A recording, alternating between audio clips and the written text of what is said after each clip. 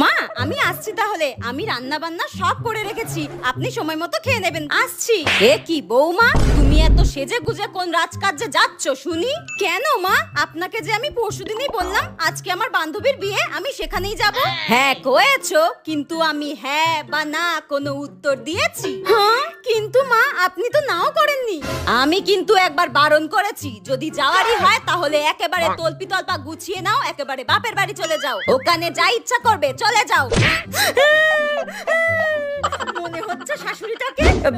মা শুনুন না, আমাকে প্লিজ যেতে দিন না মা, আমি পার্লার থেকে 5,000 টাকা দিয়ে মেকআপ করে এসেছি। কি? কত টাকা দিয়ে মেকআপ করেছো তুমি বিয়ে বাড়ি যাবে বলে? এই রে কেলেঙ্কারি করে ফেললাম মনে হচ্ছে। না না না 5,000 না, 50 টাকা 50 টাকা 50 টাকা দিয়ে এসেছি। ঠিকই করেছো, যা দেখতে তোমায় মেকআপ ছাড়া তো এতটুকু সুন্দর লাগে না। শাশুড়ির বাচ্চা শাশুড়ি, মনে হচ্ছে গলা টিপে একেবারে মেরে দিই।